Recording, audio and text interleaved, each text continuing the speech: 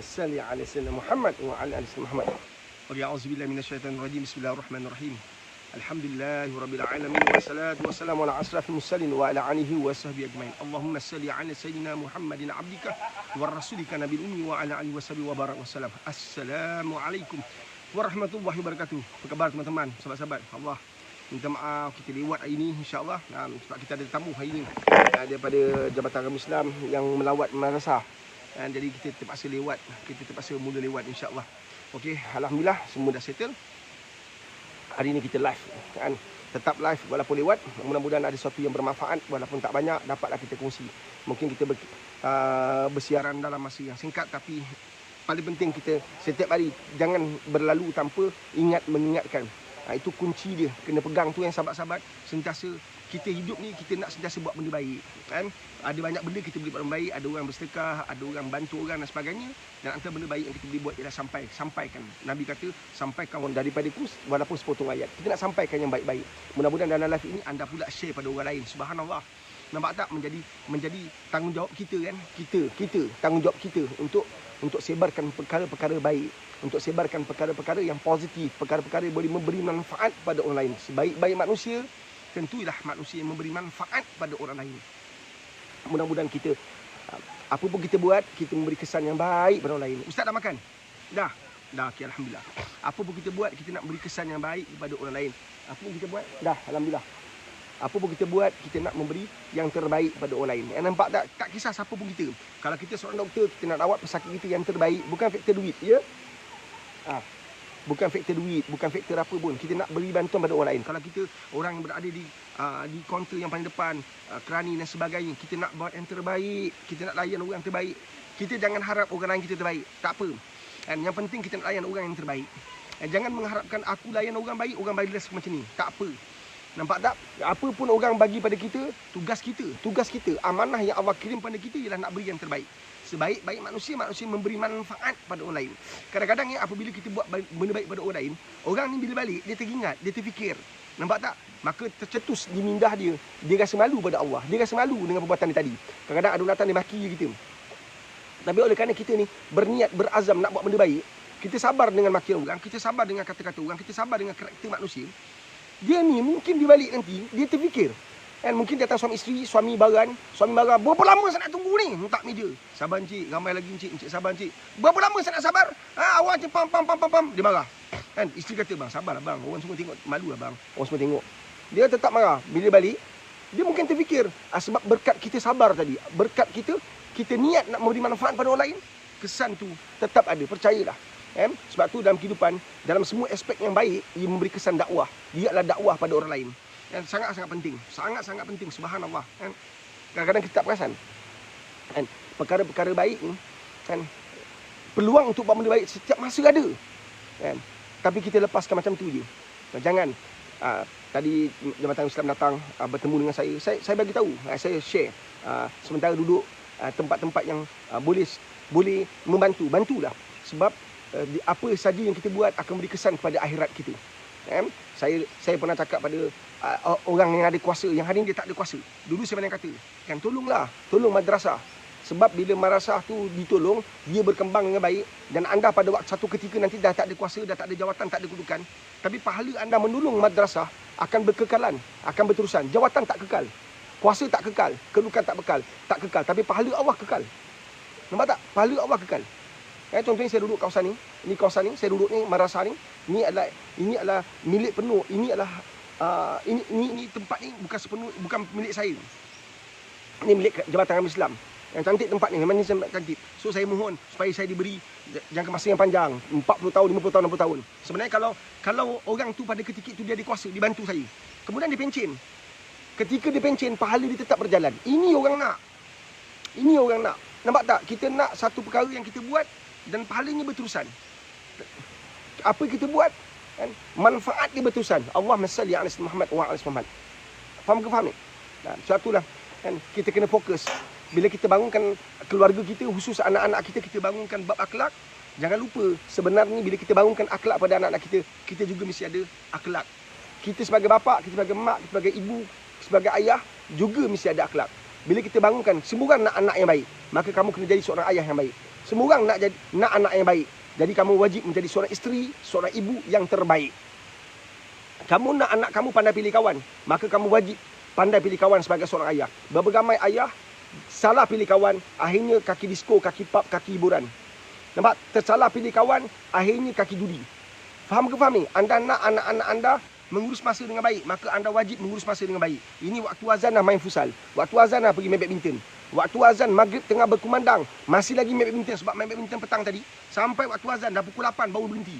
Solat maghrib pun tak ke mana pergi. Ini perkara berlaku. Ini perkara realiti yang berlaku, yang patut kita khawatiri, yang patut kita bimbangi. Faham ke faham? Di saat kita nak sesuatu yang terbaik, kita tak buat yang terbaik. Di saat kita nak anak-anak kita yang terbaik, kita wajib menjadi yang terbaik. Faham tak? Di dunia ni tuan-tuan, di dunia ni, kan, kalau akhlak buruk pun dia boleh buat anda kaya. Akhlak anda buruk sekalipun anda boleh berjaya. Akhlak anda buruk pun anda boleh jadi kaya raya walaupun akhlak anda buruk. Mana tak buruknya? Ada orang dia jadi kaya sebab dia tipu orang. Ada orang dia kaya sebab dia memanipulasi ke atas kedudukan orang lain. Rasuah, pecah amanah, kaya. Akhlak tu buruk tu, buruk akhlak dia. Kan? Tapi dia kaya. Nampak tak? Dengan menjolok orang rasuah dia dapat projek. Kan? Projek juta-juta. Dia ada duit, banyak duit, dia jolok orang. Dia rasuah orang, dia dapat projek juta-juta. Kan kaya tu akhirnya. Nampak tak? Dapat kereta besar. Manusia lain dia nampak kita pakai kereta besar, dia kata kita kaya. Tapi ada orang bukan semualah. Ada orang yang dapat kekayaan melalui akhlak yang buruk. Dia kaya dengan akhlak yang buruk. Kita nampak budak-budak tepi jalan tu akhlak buruk. Berapa ramai orang yang kaya-kaya yang berjaya tu akhlak ni buruk. Tapi kena ingat, tak semuanya orang kaya akhlak buruk, tak semua orang miskin tu akhlak mulia. Kena faham tu. Kan? Kita tak boleh analisis orang macam tu. Tapi yang kita nak fahamkan bahawa memang ada orang kaya dengan akhlak yang buruk. Di dunia ni akhlak buruk masih boleh berjaya. Di dunia ni akhlak buruk masih boleh menang. Di dunia ni akhlak buruk masih boleh jadi jutawan. Boleh jadi jutawan walaupun kita akhlak buruk. Nampak tak? Kita sailang orang punya projek. Kita tipu orang. Kan? Dengan kekuasaan yang kita ada. Kan? Kita memanipulasi idea orang. Kita sabotaj idea orang. Kita sabotaj projek orang. Akhirnya jadi projek kita. Memang banyak macam tu. Kan? Akhirnya kita kaya raya. Akhlak buruk kan? Pailang orang. Pailang betul lah. Sailang orang. Kan? Sabotaj idea orang. Akhlak buruk lah tu. Nampak tak? Tetapi yakinlah, sebab itulah kita memburu akhirat. Sebab itulah matlamat kita akhirat. Sebab itulah cita-cita kita akhirat. Harapan kita akhirat. Sebab apa? Sebab kita faham akhlak yang buruk pasti miskin ke akhirat. Akhlak yang buruk pastinya muflis di akhirat. Akhlak yang buruk pastinya menyusahkan perjalanan orang tu di akhirat. Faham ke faham? Akhlak yang buruk, walaupun kamu berjaya, kamu menang, kamu kaya raya di dunia, kamu akan miskin di akhirat. Akhlak yang buruk menjadikan kamu seorang jutawan, tetapi di akhirat, kamu adalah orang yang fakir, mungkin muflis. Akhlak buruk itu menjadikan kamu jutawan di dunia, tetapi akhlak yang sama tadi, kalau kamu tak sempat bertaubat, kamu balik ke akhirat, kamu adalah orang yang muflis di akhirat. Ini yang kita takut. Satu dunia ni, kan, adalah satu perjalanan untuk menuju ke akhirat. Seramai orang fokus di dunia. Bangunkan akhlak anak kita untuk akhirat. Tadi saya terangkan kepada jawatan Islam, wakil dia datang memantau perjalanan madrasah saya terangkan, madrasah ini bukan sekadar lahir pelajar 30 juzuk. Bukan sekadar lahirkan pelajar 30 juzuk. Kalau nak lahirkan pelajar 30 juzuk, madrasah ini bukan. Saya pergi sekolah, saya belajar sejarah, cikgu sejarah kena pastikan pelajar dia skor A sejarah. Yang lain dia tak kisah, yang penting dia boleh jawab dalam peperiksaan. Faham ke faham? Kita masuk dalam dewan peperiksaan, kita mampu jawab semua soalan dengan betul, dengan tepat, maka markah kita markah A. Itu cikgu sejarah, cikgu sains, cikgu matematik. Tapi kami di madrasah, seluruh dunia, kita kecilkan di Malaysia, kami di madrasah, bukan sekadar nak lahirkan pelajar yang dapat A dalam Qurannya, iaitu apa? 30 juzuk. Kita di madrasah nak gandingkan Quran 30 juzuk tu dengan akhlak. Sebab tu pelajar 30 juzuk tu, dia mesti ada akhlak. Yang ini yang susah nak buat, bukan senang. Yang inilah kita memperbulas, bukan senang. Kita mampu lahirkan pelajar 30 juzuk, belum tentu kita boleh lahirkan pelajar yang ada akhlak Al-Quran. Faham ke faham ni? Kata Abu Hurairah radhiyallahu anhu, meriwayatkan Rasulullah SAW bersabda, sesungguhnya aku diutus untuk menyempurnakan akhlak. Hadis riwayat Al-Bahaki. Aku diutuskan untuk menyempurnakan akhlak. Pelik kan? Nabi dihantar oleh Allah SWT kan untuk bina akhlak manusia, tapi kita pula sebagai seorang ayah lebih banyak fokus pada akademik daripada akhlak anak. Betul kan tu? Ni Pak Riz cakap ni untuk diri Pak Riz ni. Kita lebih banyak fokus pada akademik berbanding akhlak. Madrasah bila hantar anak ke madrasah kita lebih fokus. Kita lebih fokus pada, ya betul tajwid penting. Betul hafazan anak kita kena mantap. Tapi perhati tak akhlak anak kita macam mana? Sebelum dia masuk macam mana pakai skirt bro. Dia sebelum masuk dia kaki jantan. Sebelum dia masuk madrasah, dia adalah orang yang lalai. Tetapi bila masuk madrasah, memang tajwid dia mungkin tak mantap. Proses tu memakan masa. Bukan hari ni belajar tajwid, besok dah pandai. Faham ke faham? Tapi tengok akhlak dia. Dia nak makan, dia panggil mak makan mak. Sesuatu yang tak benar dibuat sebelum masuk madrasah. Allahu Akbar, Allahu Akbar. Dia anak madrasah. Dia tahu masuk waktu. Dia dah solat tu. Dia dah mula berdiri di atas 3 sejadah. Nampak tak? Dia boleh imamkan kau tu. Kau tak nampak ke? Memang hafazan dia mungkin tak mantap. Belum mantap. Kena ambil syahadah lah baru mantap. 30 juzuk tanpa syahadah memang tak mantap. Bila orang cakap kita akan kelang kabut. Yelah anak saya tak mantap. Memang tak mantap. Kena ambil syahadah baru mantap. Kalau setakat 30 juzuk satu Malaysia tak mantap. Kena ambil syahadah baru mantap. Tajwid kena belajar berterusan. Barulah mantap tajwid. Faham ke faham?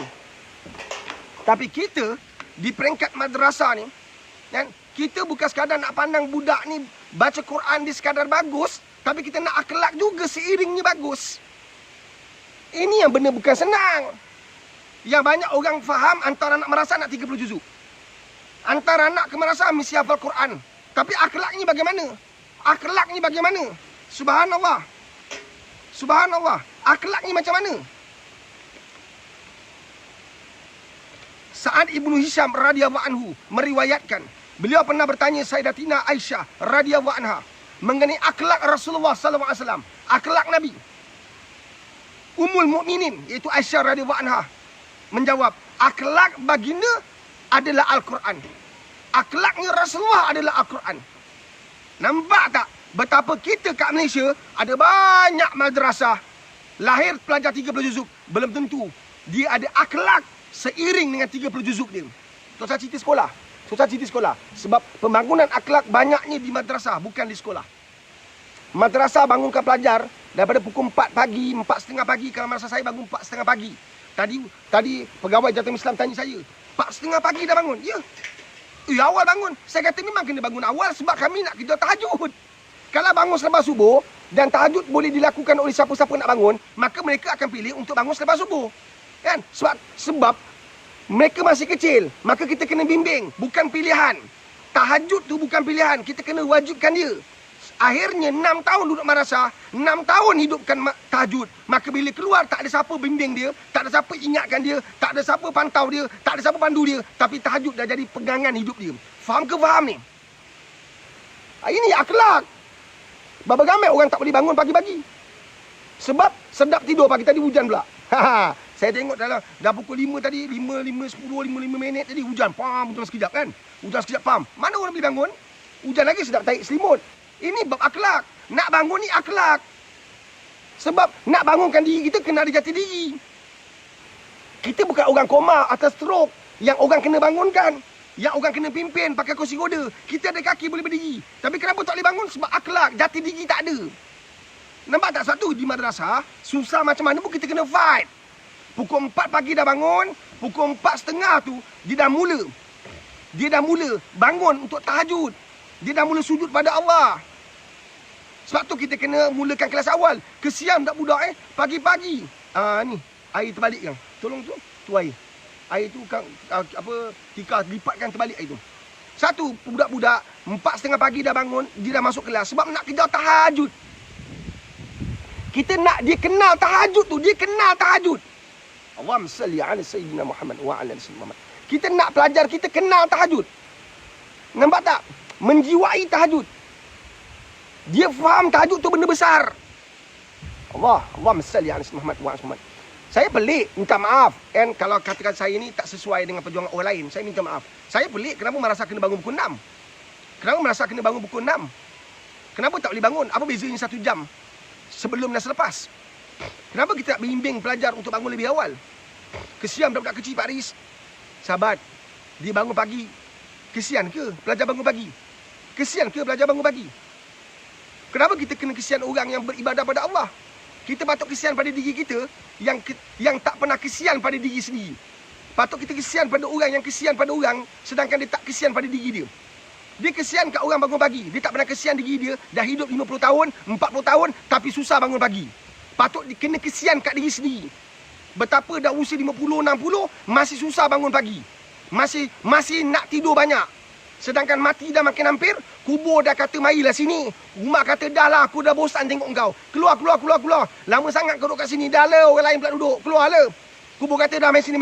Rumah pun tak nak kau datang sini. Ada masa untuk tidur. Ada masa untuk nyenyak. Ada masa untuk berdengkur. Ada masa peluk bantal. Allah. Ini yang patut kita rasa malu dengan Allah SWT. Sebab tu kita bangunkan akhlak Rasulullah di kalangan pelajar kita. Sudahkah anda bangunkan akhlak Nabi? Macam mana tu? Nabi bangun pagi. Nabi hidupkan tahajud. Nabi sebelum tidur pegang Quran. Nabi sebelum tidur solat witir. Nabi sebelum tidur berbicara dengan Allah. Kita bicara dengan kawan-kawan pakai FB, pakai Instagram, pakai IG kita, borak, main game. Nampak tak? Malu. Subhanallah. Allahumma salli ala Muhammad wa ala ali sayyidina Muhammad. Faham ke faham sahabat ni? Faham ke faham? Sebagai seorang ayah, bila tengok anak kecundang, kita patut rasa malu dengan Allah. Kita gagal pimpin anak-anak kita. Mesti ada perasaan tu. Kita mesti ada perasaan tu. Faham ke faham ni? Bila kita tengok anak kita kecundang, kita mesti rasa malu. Bukan serang anak kita, maki dia. Kau nak jadi apa ni? Pam. Tak, kita rasa malu dulu dengan Allah. Satu, anak-anak dibangunkan dengan perasaan malu supaya dia besar, setiap kesalahan dia malu dengan Allah. Anak-anak dibangunkan daripada kecil untuk takut azab Allah, supaya bila dia buat salah, dia takut azab Allah. Kenapa tak semayang? Baru umur dia 6 tahun, 7 tahun. Kenapa tak semayang sayang? Allah marah tau. Allah marah. Nanti petang-petang kita bacakan satu hadis tentang azab Allah. Kita bacakan tentang kisah neraka. Supaya anak tu dikisahkan secara berterusan, dia takut pada azab Allah. Dia rasa cinta dan kasih pada Nabi SAW. Bawa kisah-kisah Nabi. Maka anak kita akan rasa kasih dan sayang pada Nabi SAW. Faham tak tips ni? Maka anda yang nak dapat lebih banyak, jomlah hadir program Paris 8 level 8. Yang dah daftar, terima kasih. Alhamdulillah. Dah 500 lebih orang daftar. Alhamdulillah, kita nak 500. Tapi oleh kerana kita ada seminggu lagi kan, saya sampaikan sajalah. Walaupun kita hadkan pada 500, dah lebih dari 500 lebih. Tapi kita tetap wawarkan 8 Pak Ris ada seminar online. Seminar apa tu Pak Ris? Seminar bercakap macam ni setiap pagi ni, tapi lebih detail. Ada tip yang kita bagi, lebih pada 30 tip kita bagi, kita share. Mudah-mudahan anda dapat manfaatkan dia. Mudah-mudahan anda dapat gunakan dia untuk kehidupan anda, insya-Allah. Kemudian setiap pagi kita jumpa lagi. Allahumma salli ala sayyidina Muhammad wa ala ali sayyidina Muhammad. Tadi datang Islam tanya kan, Pak Ris, yuran merasa berapa? 150 terperanjat dia terperanjat. 150 cukup ke? Memang duit tak pernah cukup. Tapi kalau kita nak cukupkan duit kita dengan kenakan yuran yang mahal, saya yakin bahawa ada orang tak mampu pergi madrasah. Sebab kita niat nak cover yuran orang untuk pembangunan madrasah. Memang takkan ada orang, tak ramai orang miskin susah nak pergilah. Ada satu keluarga tu dia berhenti madrasah saya, dia pergi satu madrasah elit. Ialah madrasah saya madrasah kampung. Madrasah kampung. Kampung mari punya. Dia ni orang kaya, dia berhenti madrasah Pak Ris, dia pergi satu madrasah yang elit lah. Tak apa, teruskan. Janji jangan pisah dengan Quran. Teruskan. Di mana pun anda pergi, alhamdulillah. Kita support, kita sokong. Tak ada perasaan kecil hati, iri hati, tak ada. Teruskan. Kalau anda kaya, anda nak pergi kawasan elit, pergi. Alhamdulillah. Dia bayar 1,200 seorang. Dia ada 2 anak, sebulan 2,400. Telan Ailu ni, banyak kali. Kaya betul lah dia. Alhamdulillah. Teruskan, tak apa. Di pihak kita Pak Ris ada prinsip tersendiri. Kita walaupun sebulan kita punya kos 30,000 untuk kos secara keseluruhan, operasi madrasah dan sebagainya 30,000. Tapi kita tetap, Pak Ris kata pada pelajar Pak Ris, pada keluarga kita tetap tak nakkan naikkan yuran. Apa pun jadi, insya-Allah. Inilah live kita. Anda boleh bantu Pak Ris dengan sumbangkan dana RM2. Kita ada FB Pak Ris, di situ ada Senang Pay. Anda boleh sumbangkan RM2 setiap orang. Alhamdulillah, sebulan kita dapat 2,000 lebih. Alhamdulillah, syukur. Senang Pay tu sebulan kita dapat 2,000 lebih. Alhamdulillah, syukur pada Allah. Syukur. Cukup, itu memang memadai, cukup. Itu memang cukup. Alhamdulillah. Sebab ada yang lain sumbang yang lain yang tak melalui Senang Pay, yang bagi 500, 400, 100 seminggu sekali dia bagi RM50, RM50. Alhamdulillah, syukur ya Allah. Kita campur dengan seminar online, seminar yang kita buat. Produk kita Air Shifa, anda boleh tolong Pak Ris. Tolong madrasah Pak Ris dengan beli Air Shifa. Air Shifa tu air yang telah dibaca dengan 30 juzuk Al-Quran. Kan? Dengan anda beli tadi duit tu, kita mampu bangunkan balik madrasah, kita sumbang madrasah. Itulah cara dia. Tadi Jawatan Islam tanya kita, macam mana dapat duit? Inilah saya buat. Saya buat live inilah. Kan? Saya buat seminar. Inilah duit saya. Kan? Inilah pendapatan kita. Kan? Bila kita rasa begini. Bila kita ada kos yang kita kena tanggung banyak, kan? Kesungguhan kita lagi besar, kegigihan kita lagi besar. Nampak tak? Sambil-sambil itu menjadi asbab Pak Riz boleh kongsi banyak benda dalam live setiap hari. Allahumma salli ala Muhammad wa ala Muhammad. Satu Pak Riz ajak anda, jomlah. Bayangkan, okey, dengar pesan Pak Riz. Dengar. Pak Riz, saya tak banyak nak bantu Pak Riz. Saya boleh bantu RM2. Ya. Saya kata pada tim saya, kita kena terima. Follower kita banyak orang tua-tua, orang susah-susah. Kena terima, kita raih mereka. Walaupun mereka tak pernah keluar 1 sen pun untuk madrasah kita, tetapi kehadiran mereka adalah satu anugerah yang besar Allah ke atas hidup saya. Kehadiran mereka itu adalah tak terhingga nilai dia. Walaupun tak pernah komen, dia hanya dengar, kemudian hilang, datang balik. Alhamdulillah. Nak cerita sini, ada orang kata, Pak Riz saya tak mampu. Tapi mampu tak share kat orang? Mampu tak share video ni kat orang? Share lah. Sebab mungkin bila kita share, bersepah. Video ini berjalan. Orang kenal. Dan banyak orang yang kita tak pernah kenal datang dalam live ini. Sebab orang share video ini pada mereka. Mereka adalah penyumbang yang tetap kat kita. Ada RM50 setiap bulan. Ada yang bagi RM10 setiap hari. Bermakna sebulan 300. Dan anda yang tak pernah share, anda yang tak pernah keluar duit untuk madrasah, sebenarnya anda juga adalah penyumbang besar untuk madrasah. Sebab anda share video ini, video-video sebelum-sebelum ini kepada orang yang anda tak pernah kenal, share pada grup, share pada kawan-kawan, share lain, share. Maka orang yang tak semena-mena datang dalam live ini bantu madrasah Pak Riz, anda juga dapat bahan, anda juga dapat bahagian, anda juga dapat ada bahagian untuk anda di akhirat nanti. Nampak tak? Itu penting untuk kita sharing. Bukan sekadar kita sharing ni, alah tak payahlah, biar aku seorang je tahu dah lah. Buat apa nak share-share, bos? Bukan. Bila Pak Riz buka ruang untuk orang bersedekah, dan ada share kat orang tu share. Ada orang kata, Pak Riz saya sumbang dah RM10,000. Contoh.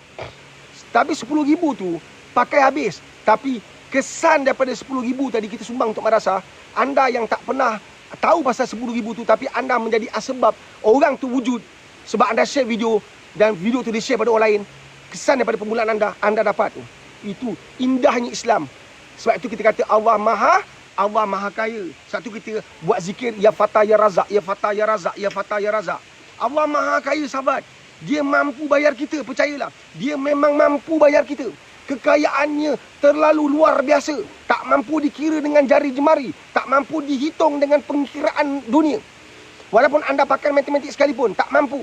Malah satu malaikat ditanya, kan, selawat ke atas Nabi, tak mampu nak kira. Dia jaga titisan hujan, dia mampu kira titisan hujan, tapi tak mampu kira, kan, besarnya, kan, selawat yang Allah anugerah, dia tak mampu nak kira. Banyaknya. Subhanallah. Faham ke faham? Kan? Sebab itu wajib untuk kita share lah. Sebab Nabi suka kongsi benda-benda baik. Nabi duduk je Nabi kongsi benda baik. Nabi duduk je kongsi benda baik. Dan sahabat sentiasa menanti cerita daripada Nabi, kisah daripada Nabi. Nabi banyak bawa cerita-cerita yang lepas-lepas, cerita para Nabi dan Rasul. Allahumma salli ala Muhammad wa ala Muhammad. Kita pindah ya. Kita pindah. Sebab hujan. Allahumma salli ala Muhammad wa ala Muhammad. So don't worry, kita ada tempat. Allahumma salli ala Muhammad wa ala Muhammad. Okey. Kita duduk. Ni pot kita ni. Pot sarapan pagi. Okey. Mudah-mudahan dapat. Allahumma salli ala Muhammad. Faham ke faham sahabat? Sebab tu kita nak apa yang kita buat, akhlak lah, akhlak. Apa kita buat, kita nak bangunkan akhlak. Turunkan sikit tinggi sangat. Kita nak bangunkan akhlak. Itu paling penting lah. Faham tak? Perjuangan madrasah yang nak bangunkan akhlak. Perjuangan madrasah akhlak. Walaupun kita kadang-kadang diserang macam-macam, yalah, madrasah biasalah. Kan? Kita jangan nak kita jangan fikir sangat nak puji je, tak apa. Dalam hidup ni kalau puji je rosak kita. Kadang-kadang biar kena keji sikit, kadang-kadang kena maki, kadang-kadang kena kutuk, itu biasa. Itu lumrah dalam kehidupan, kena kuat. Kan? Tadi saya kata pada madrasah, pada pegawai yang ziarah, saya kata madrasah bukan senang puan. Kan? Puan nampak macam cantik ni tempat ni, tapi puan tak nampak hati kita kadang-kadang remuk, kan? Hancur berkecai. Kena maki, kena amun. Tapi perjalanan ni kita tak payah tunjukkan kerisauan kita pada muka kita. Biar hati kita sakit, biar hati kita disakiti, dizalimi, biar. Tapi wajah kita tetap tersenyum kat orang. Nampak tak? Biar wajah kita memberi gambaran bahawa best ni madrasah. Bagus dia bangun kat akhlak. Tapi orang tak tahu. Pagi-pagi bangun budak dah kencing. Kan? Kencing berlompak-lompak. Kan? Becak dibuatnya. Kan? Silat-silat banjir. Ya, kadang-kadang jangan satu pelajar besar kadang-kadang tak boleh marah pelajar kecil. Sebab kadang-kadang pelajar besar berkencing. Tak tahulah mimpi apa. Kan? Tak tahulah tiba masalah apa. Kencing juga. Kan? Itu kehidupan. Awam asal yang semangat. Faham ke faham? Kalau kita semua berjuang untuk bangunkan akhlak anak-anak kita, saya percaya Islam akan jadi kuat. Islam tu memang nak kuat, tapi kita tinggalkan kekuatan tu. Kita tinggalkan kekuatan tu. Tadi didatangi salah satu sebab juga pasal COVID-19 kan. Kita diziarah nak tengok kita bangun tak SOP. Jadi kita dimaklumkan kena ikut SOP madrasah tak boleh pakai talam, kena pakai pinggan. Saya kata, "Puan, madrasah ni ustazah, madrasah tu kekuatan dekat talam. Antaranya talam. Bila talam tu ada ukhuwah, talam tu ada cinta, talam tu ada kekitaan, ada kemesraan. Ustaz dengan pelajar makan pakai talam. Oh, tak boleh, kena makan pinggan." Kan? Tapi tak apa, kita tak makan pinggan, kita pakai talam. Kan? InsyaAllah. Kan? Cuba kita nak buat yang terbaik untuk agama kita. Kan? Kita nak hidupkan apa yang Nabi hidupkan. Kita sayang sangat benar, sayang sangat pada Nabi SAW. Sayang kita pada Nabi ni terlalu tinggi. Kan? Kita terlalu mencintai Nabi. Subhanallah. Kalau anda mencintai Nabi, kalau anda benar-benar mencintai Nabi, maka tolong bangunkan akhlak terbaik, terpuji pada anak-anak. Anda sebagai mak, bangunkan akhlak terpuji pada diri anda. Dah berhenti mengumpat, mengutuk orang, tak ada untung. Tak ada untung. Kau tengok orang susah buat apa? Engkau bahagia ke tengok orang susah? Engkau gembira ke tengok orang susah? Saya tak ada, Pak Lis. Saya baca je. Kau sama je lah subahat. Orang subahat tu kau kasih apa? Agaknya orang tu kalau kena baling dalam neraka, dia biarkan kau seorang ke? Dia akan biarkan kau? Tak, dia kata ya Allah, dia pun sama ya Allah. Dah pernah masuk lokap. Dah pernah tangan polis. Macam itulah polis tanya kita. Siapa lagi? Kita pun tarik kawan kita berdedai kena. Kan? Sebab takut. Itu bawa bala polis. Belum lagi cerita pada masyar. Allah SWT. Ada soalan tak? Bagi soalan. Kita start lambat tak apa. Yang ada ni pun alhamdulillah syukur. Kan, anda mudah-mudahan dimuliakan oleh Allah SWT. Mudah-mudahan walaupun saya Pak Aris masuk lewat, tapi anda setia, anda ada, alhamdulillah. Ya Allah, mereka-mereka yang ada sekarang ni, ya Allah, kau pilih mereka ya Allah sebagai hamba-hamba yang kau kasih, yang kau sayang. Jadikan mereka ya Allah yang ada ni ya Allah, yang bersama mengaku ni ya Allah sebagai hamba-hamba-Mu yang engkau letakkan di tempat yang terbaik di sisi engkau nanti ya Allah. Di dunia ni ya Allah, engkau berilah mereka ya Allah bantuan, engkau lepaskan mereka daripada kesulitan ya Allah, engkau sembuhkan mereka ya Allah seandainya mereka diberi penyakit ya Allah. Ya Allah, kalaulah mereka sedang berhadapan dengan masalah yang besar ya Allah, bantulah mereka ya Allah, hadirkan bantuan Kau ya Allah. Ya Allah, keluarkan mereka daripada kesulitan tu ya Allah, keluarkan mereka daripada kepayahan tu ya Allah. Ya Allah, muliakan mereka ya Allah seperti mana Engkau muliakan orang-orang terdahulu pada kami. Allahumma salli ala Muhammad wa ala Muhammad. Soalan sumber daripada WhatsApp. Assalamualaikum Pak Aris. Waalaikumsalam warahmatullahi wabarakatuh. Saya dah berkahwin 10 tahun. Isteri saya failkan fasad. Bantu saya supaya isteri saya sayang saya semula, sebab saya kesian dengan anak-anak yang masih kecil. Sebab dalam hal ni mak mertua saya masuk campur dalam rumah tangga kami. Isteri saya ikut sahaja kata mak dia. Saya cuba berbincang dengan isteri tetapi dia tak nak. Sekarang ni saya nak jumpa anak pun tak dapat sebab mak mertua tak bagi. Sebelum ni tinggal di rumah mak mertua tapi sekarang dah dihalau. Saya bawa cerita lain sekejap. Saya nak jawab soalan ni. Tapi saya nak pesan pada semua pasangan-pasangan. Ini yang guru saya pesan. Kan? Ini yang saya belajar. Dengar. Bila kita berkahwin, tak salah duduk rumah mak, tak salah duduk rumah mak mentua, tak salah. Tapi bila kamu bawa kahwin, ni pesan guru saya. Bina keluarga kamu ikut modul kamu. Kalau kamu tinggal ke mak mentua kamu tinggal mak mentua dan kamu tahu mak mentua kamu ada masalah. Ada mak mentua mulut dia macam bergetih. Macam jagung, tahu tak? Ada mulut mak mentua macam bom atom. Ada mulut mak mentua, bapak mentua, adik-beradik ipar dua yang tinggal rumah yang sama. Kadang-kadang dia masuk campur urusan keluarga kita. Bila kamu sedar, jangan tunggu sebulan. Tak sampai seminggu dah pindah rumah. Selamatkan keluarga kamu, gunakan modul kamu sendiri. Bangunkan keluarga kamu ikut modul kamu. Sebab kalau kamu nak pimpin isteri kamu dan dia kekal dengan kehidupan lama dia, kamu tak akan mampu pimpin isteri kamu. Sebab itulah banyak rumah tangga berkecai sebab isteri kita masih lagi dipimpin oleh mak bapak dia. Kalau mak bapak baik tak apa, alim, memang jaga agama, jaga solat, tak mengumpat orang, tak campur tangan urusan keluarga. Mak tengok mak, si mak ni mak macam ni. Mak kata, engkau dah kahwin, mak tak patut campur. Engkau bincang baik-baik. Mak doa saja. Engkau jangan lawan suami engkau.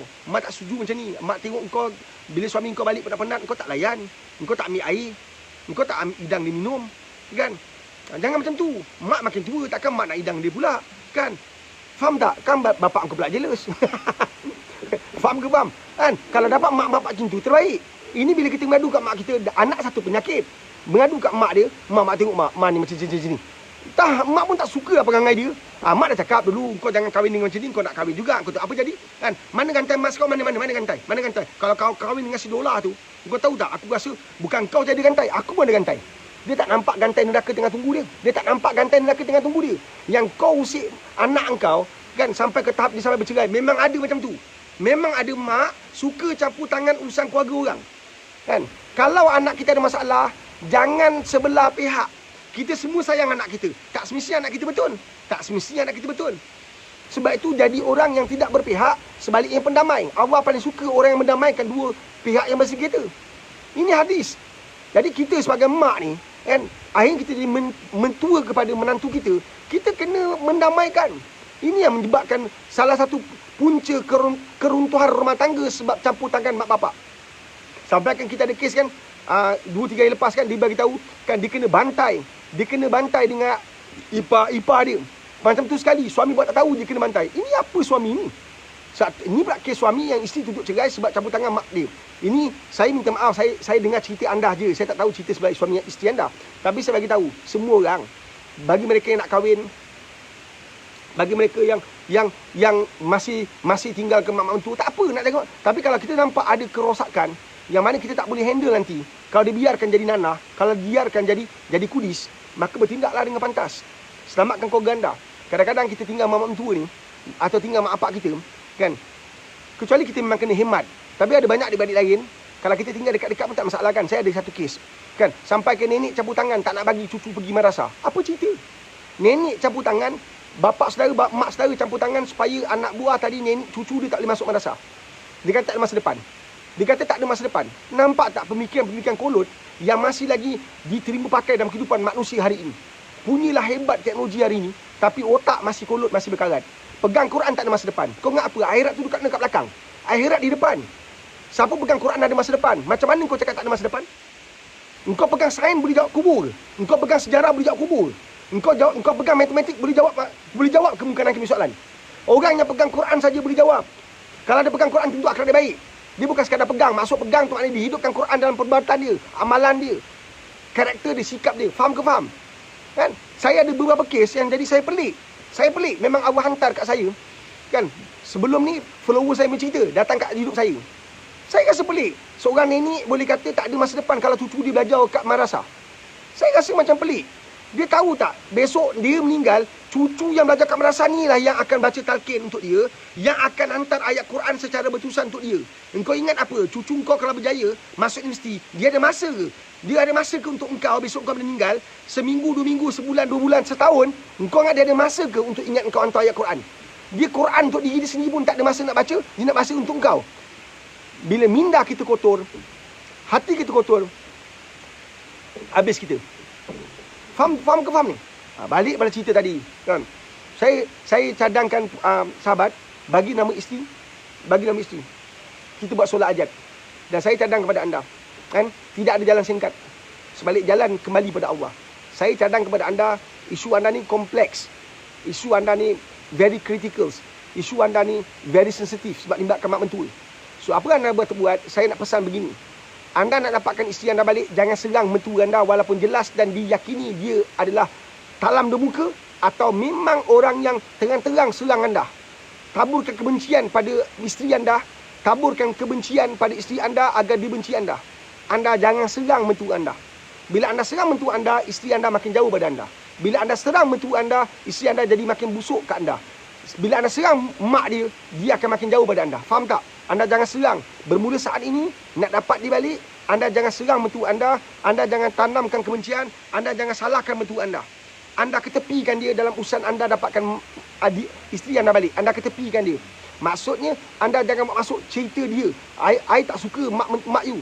I benci mak you. I tak suka mak you. Jangan masukkan langsung.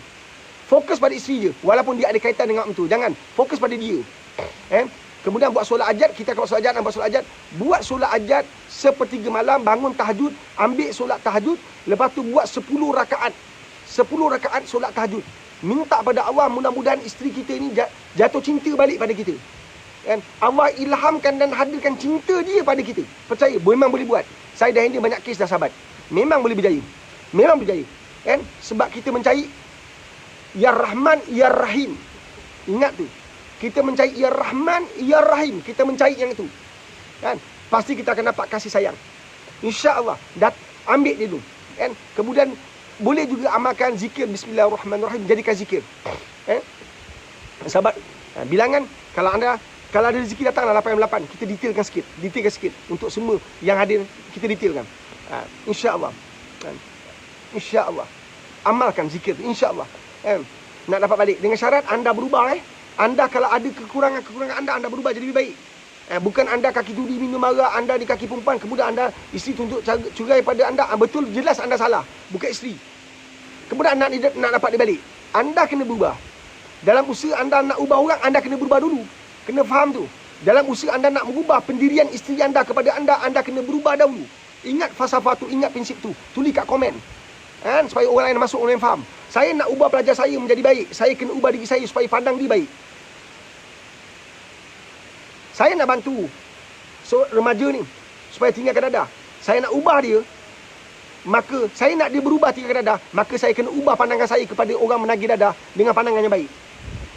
Dengan pandangan bahawa setiap orang ada peluang untuk berubah, ada peluang untuk jadi baik, ada peluang untuk dekat dengan Allah. Saya tak boleh pandang orang dengan pandangan hina. Dan apa nak jadi ni, apa dah remaja tak guna, engkau ambil dadah, tak boleh. Kalau saya nak bantu orang dan saya nak dia berubah, maka saya kena ubahkan pemikiran saya kepada orang tu. Saya tak boleh benci dia. Saya kena benci akhlak dia, bukan benci tubuh badan dia, fizikal dia. Maka itu membuka ruang untuk saya dekat dengan dia. Faham ke faham? Allahumma salli ala Muhammad wa ala Muhammad. Faham ke faham? Nah, itu perjuangan kita. Nampak tak? Kita kena sebarkan kebaikan. Jangan berhenti sebarkan kebaikan. Sebab bila macam tadi kan, tolong naikkan ni.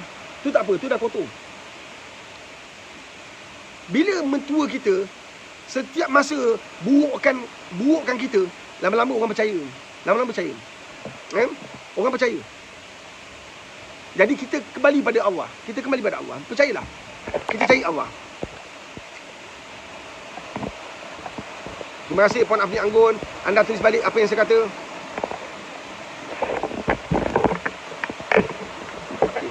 Hujan.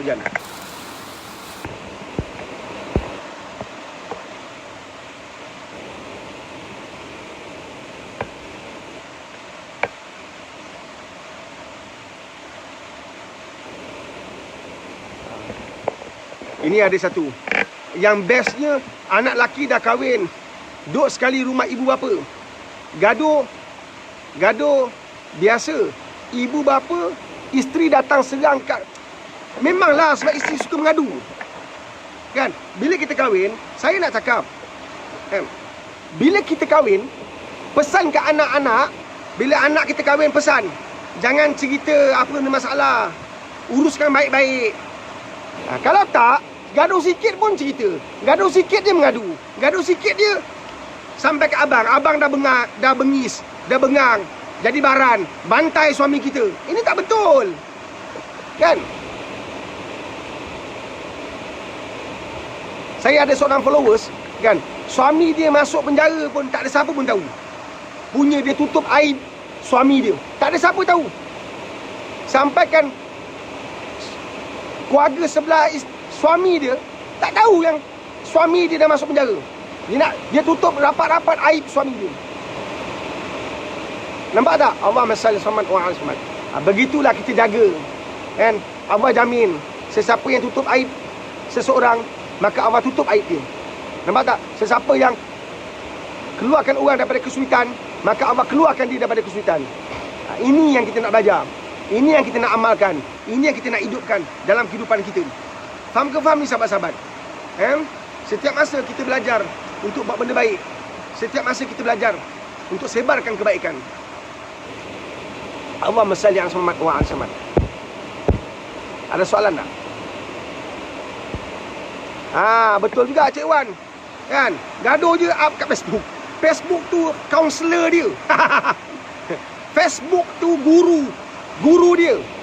Guru Yahya. Guru. Zikir baru. Guru. FB.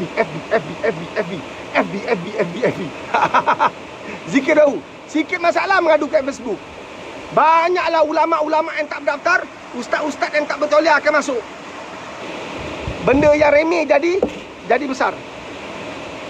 Benda yang biasa-biasa jadi kelam kabut. Allahumma salli ala sayyidina Muhammad wa ala ali Muhammad. Faham ke faham? Hujan.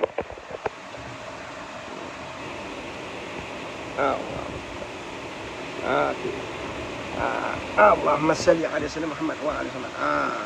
Kita bersila lah. Kita buat kenduri. Allahumma salli ala Muhammad wa ala ali Muhammad.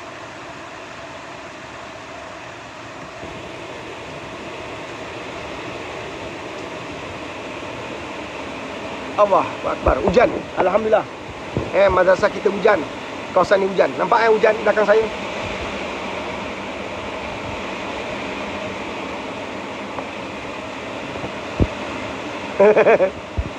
Cik Wan ni, kita tahu Cik Wan ni. Puan Salihin Ahmad, saya dan isteri diburuk-burukkan oleh saudara kandung sendiri, di mana orang yang diharapkan menjadi pendamai akhirnya berubah dan sama-sama berjemaah memfitnah kami. Puan, dengar pesan saya. Dalam kehidupan ni, Puan Salihin Ahmad, apa pun terjadi, harapkan pagar makan padi. Harapkan siapa? Bila mengharapkan manusia, kita kena bersedia untuk dikhianati. Harapkan manusia memang sakit. Kan semalam saya dah berkata, Ibnu Taimiyah bagi tahu apa? Kan? Jangan bergantung harap pada manusia. Sedangkan bila kita dalam kegelapan, bayang-bayang sendiri pun tinggalkan kita. Nampak tak? Ibnu Taimiyah kata apa? Jangan bergantung sangat kat manusia ni. Kan? Sedangkan kalau kita dalam kegelapan, bayang-bayang sendiri pun tinggalkan kita. Faham ke faham tu? Sebab tu, Puan Salihin Ahmad, siapa pun anda yang berhadapan dengan masalah, saudara sendiri khianat, dia bocorkan rahsia kita, dia aibkan kita, dia cerita kat orang macam ni, kan? Sahabat, teman-teman, teruskan perjalanan hidup anda, jangan tolak belakang lagi dah. Alhamdulillah Allah bagi tahu siapa yang boleh dipercayai, siapa tak boleh percaya. Jadi, teruskan. Kisah macam ni, saya dah lalui semua ni lah. Kan? Gedah je hidup. Hadapi je. Kan? Ada ramai orang nak tengok kita jatuh. Jangan jatuh. Jangan jatuh. Bangkit dengan penuh semangat. Kan? Kita jatuh kerana manusia, kita bangkit kerana Allah. Ramai orang nak tengok kita jatuh, ramai orang nak tengok kita tewas, ramai orang nak tengok kita susah. Pedulikan apa orang kata. Kan? Kita hidup kerana Allah. Bukan manusia hidupkan kita. Bukan manusia bagi kita rezeki. Yang bagi rezeki ialah Allah. So, teruskan perjalanan hidup kita. Banyak jaga tahajud. Banyak buat solat taubat. InsyaAllah.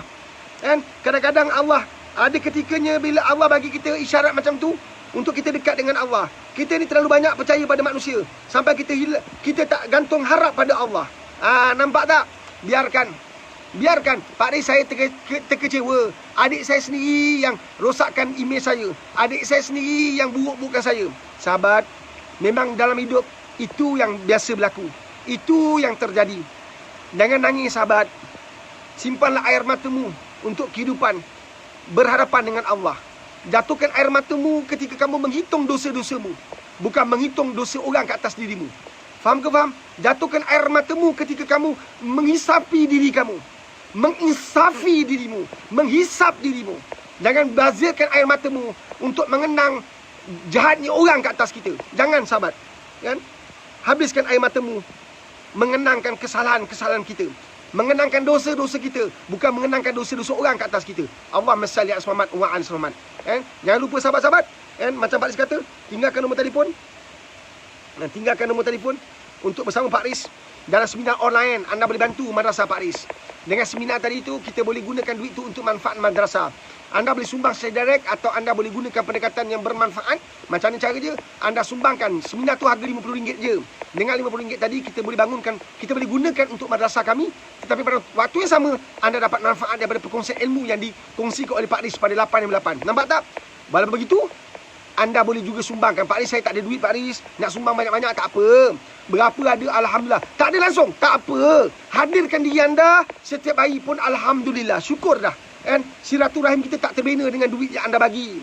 Silaturahim terbina bila anda hadir dan anda berkongsi ilmu yang Pak Riz kongsikan. Alhamdulillah, syukur pada Allah.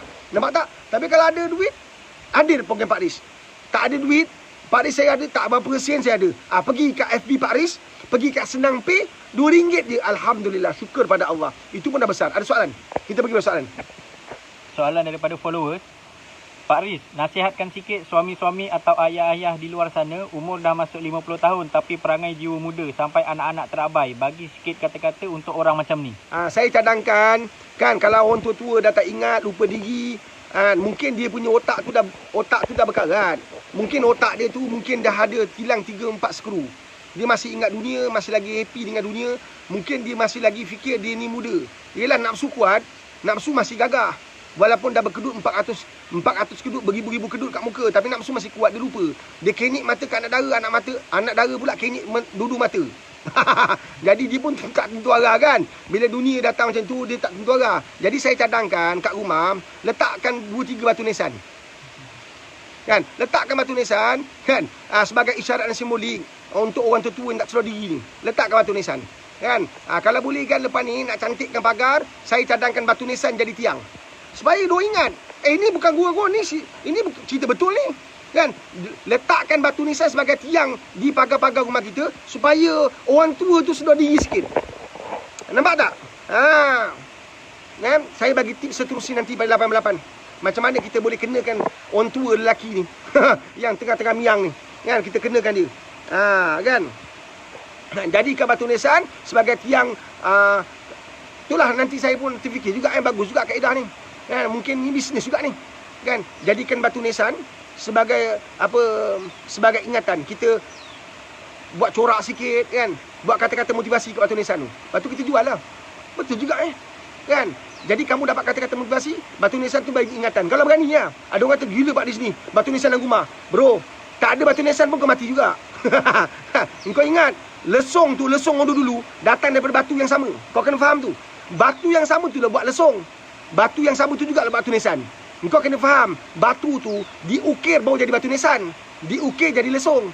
Bukan tiba-tiba jadi ada batu nisan. Bukan tu. Boleh faham tak diukir? Boleh faham tak? Manusia lupa mati. Itu kunci dia. Manusia lupa mati sebab tu dia sesat dalam perjalanan. Manusia lupa mati sebab tu otak dia masih fikir dunia. Manusia lupa mati sebab tu dia kejar cita-cita, dia terlupa tentang akhirat. Manusia lupa mati sebab tu dia fikir perempuan je. Manusia lupa mati dah umur 60-70 pun tengok video seks. Gila apa? Umur 60-70 masih tengok TikTok. Terlompat-lompat macam orang gila. Gila apa ni? Dah tua-tua nak mati pun lompat-lompat. Engkau tak payah lagi kumpul view. Engkau tak payah lagi kumpul followers. Kau gila apa? Nampak tak? Dah hidup macam ni kumpul pahala, bukan followers. Engkau tu dekat komen tu, tak apa aku kena mati pun tak apa. Kan? Biar bahasa kasar tak apa. Ada orang terasa. Biar orang terasa. Dah tua-tua nak mati kumpul followers buat apa? Engkau bukan patut kumpul followers. Kumpul apa? Kumpul pahala. Apa punya orang tua? Nampak tak? Yang kau tu lompat-lompat pun, korang pun satu juga. Aku ni buat lah macam nak gila, tak ada orang tengok.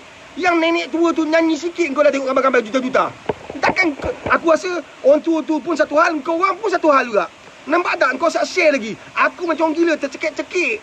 Nampak tak? Terkeluar urat. Semua urat keluar lah. Nampak tak? Nak ajak orang tengok video kebaikan. Tapi nenek tua tu pegang handphone, orang dah tengok. Nampak tak? Apa punya manusia kita ni? Nampak kan? Jadi kalau kita tengok, memanglah jadi. Masa saya main motor dulu, masa nakal-nakal main motor, kalau orang ramai kat tepi jalan, masa itulah kita wheelie. Tak ada orang kita tak wheelie. Lagi ramai orang lagi syok nak tunjuk kita punya skill. Boleh faham tak? Nenek tu jadi syok sebab ramai orang tengok. Cuba kau tak tengok. Macam itulah si pondan tu kaya-kaya. Pasang kau semua beli barang dia. Boleh faham tak? Aku nak jual sifat pun tak nak beli. Kan? Takkan kau nak tunggu aku sampai jadi pondan pun kau beli barang aku? Engkau nak tunggu aku beli bontot tonggik-tonggik macam ni kan? Cantik punya bontot macam ni, macam ni. Macam ni. Bontot macam ni. Kan? Baru kau nak beli produk aku. Apa punya masyarakat kita macam tu. Dia tengok aja kan. Bontot cantik, bawah dada palsu. Fake. Kan? Fake, tiruan. Itu yang dia beli. Yang kita ni original jantan. Tak ada orang nak beli. Original, kau tahu tak? Original. Kan? Ini sembunyikan dia punya barang. Kan? Siap pakai spender lagi. Ni apa cerita ni? Nampak tak? Tapi kaya raya sebab kau orang beli. Kau orang support. Yang aku macam nak gila. Nampak tak? Dulu hitam semua. Dah jadi putih. Pun tak ada orang support. Tak apalah. Perjalanan agama memang macam tu. Sakit ni berpanjangan. Seksa deritanya memang macam tu. Sebab itu jalan Nabi. Jalan Nabi kan mana ada pujian. Jalan Nabi mana ada anugerah. Jalan Nabi mana ada sanjungan. Jalan Nabi penuh kesakitan, penuh darah, penuh kepayahan, penuh penderitaan. Sebab jalan ini bukan jalan yang kita nak duduk lama.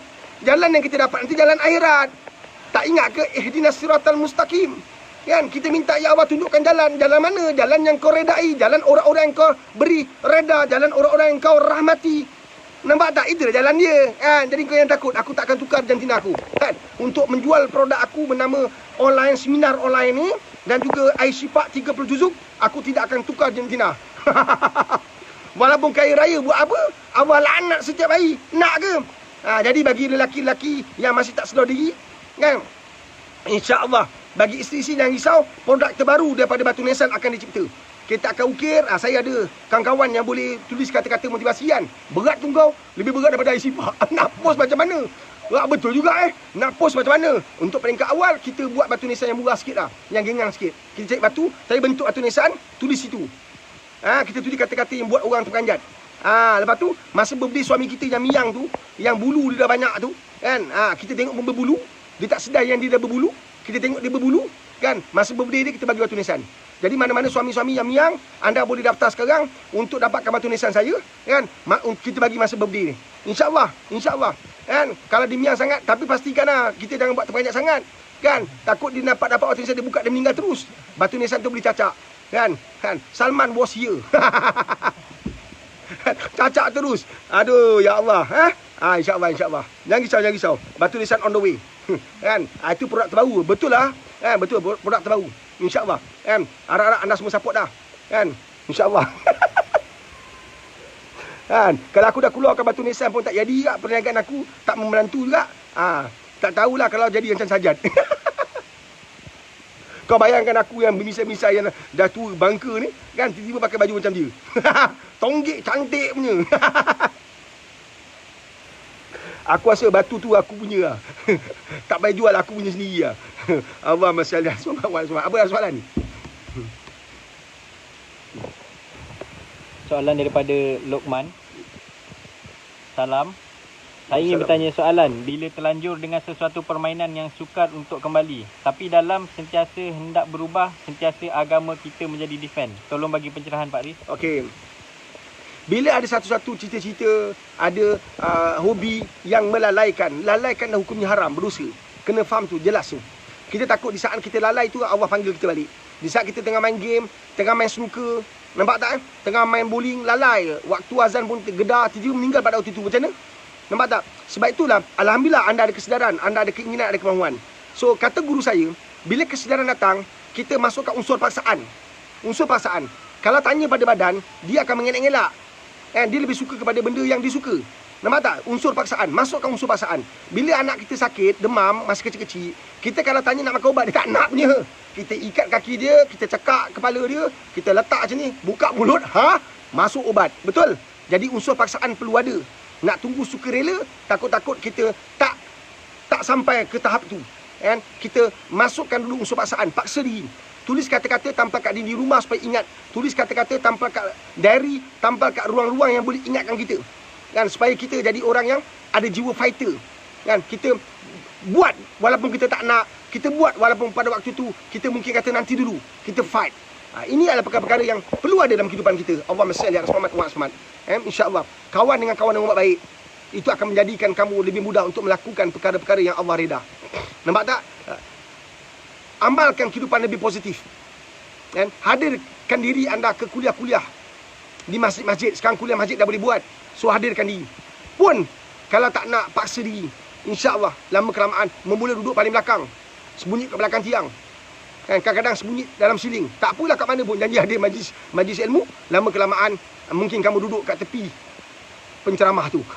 Allahumma salli ala sayyidina Muhammad wa ala Muhammad. Okey. Ada lagi? Okey, kita bagi soalan terakhir. Soalan daripada Victor Gan. Ya. Yeah. Semua benda baik memang kena cabaran teruk je. Ya, betul lah. Kan?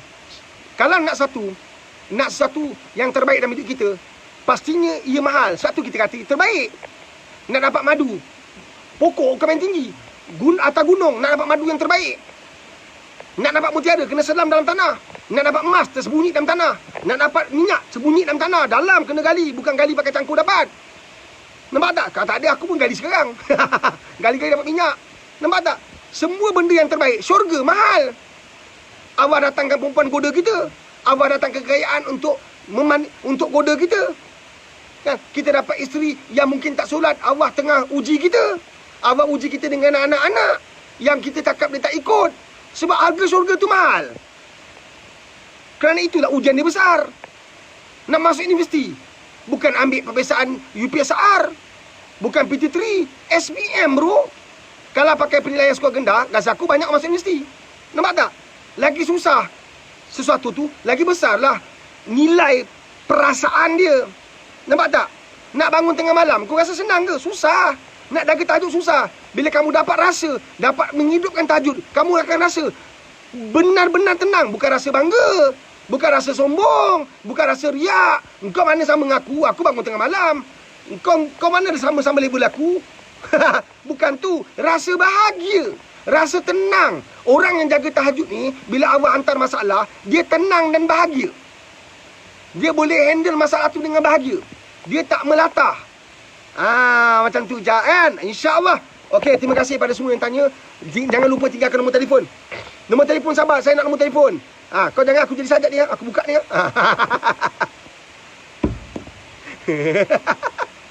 Kan?